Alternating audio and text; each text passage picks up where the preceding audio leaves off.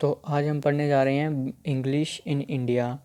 तो सबसे पहले जॉन मेल्टन हॉल जो एक ब्रिटिश मर्चेंट था, वो सबसे पहले 1599 में इंडिया में आया।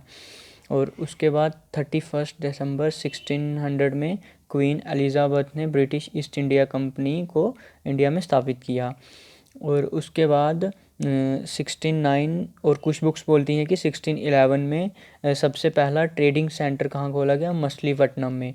और ये डेट्स कुछ कहते हैं, कुछ बुक्स बोलती हैं कि ये 1609 में और कुछ बोलते हैं 1611 में, इसलिए दोनों डेट्स दी गई हैं।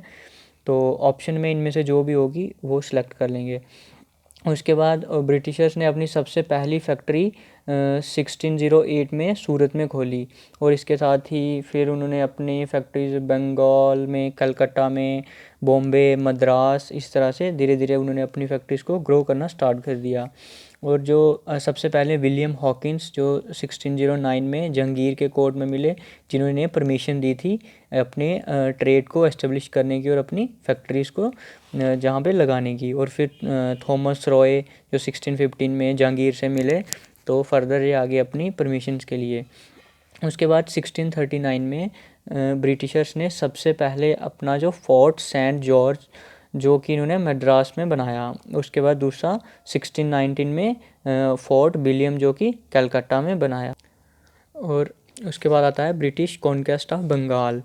जो जब 1717 में फ़रूख शैयर ने क्या किया, ब्रिटिशर्स को फ्री ट्रेड करने के लिए परमिशन दे दी बंगाल, बॉम्बे, मद्रास में, कि यहाँ पे जो ब्रिटिश हैं ये बिल्कुल टैक्स फ्री ट्रेड कर सकते हैं।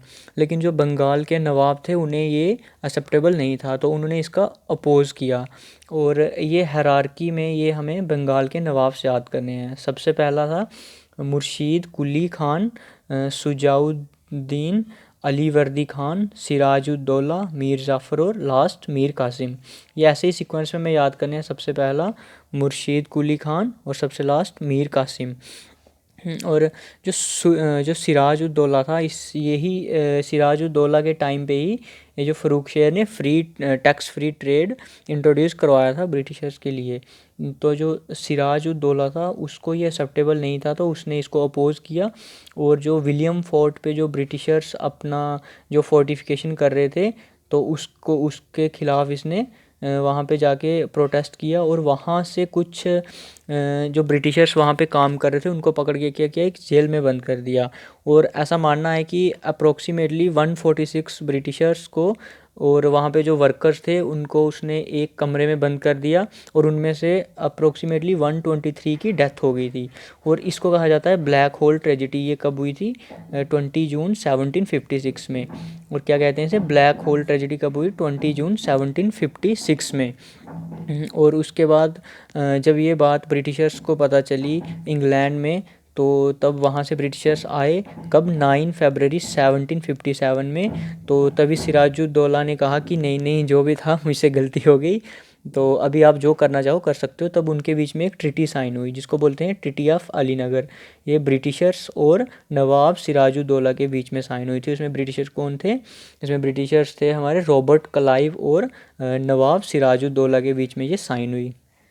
तो उसके बाद इसके सिराजुद्दौला के जो मिलिट्री चीफ थे मीर जाफ़र, तो रॉबर्ट क्लाइव ने क्या किया, उनके साथ मिलकर उनको कुछ रिश्वत वगैरह देकर कि हम इन पर अटैक करेंगे सिराजुद्दौला पे, और आप ठीक है उनके साथ में रहना, लेकिन आप कुछ अपनी तरफ से ज़्यादा मत करना, तो हम आपको क्या कर देंगे, इसका नवाब बना देंगे आगे वाला। तो मीर जाफ़र जो मिलिट्री चीफ थे, इन्होंने क्या किया, चीटेड नवाब सिराजुद्दौला। और ऐसे ही 23 जून 1757 को रॉबर्ट क्लाइव ने अटैक किया सिराजुद्दौला पे। और उसके बाद खुद क्या बन गए वो? Governor of Bengal. और मीर जाफ़र को क्या कर दिया? नवाब ऑफ बंगाल।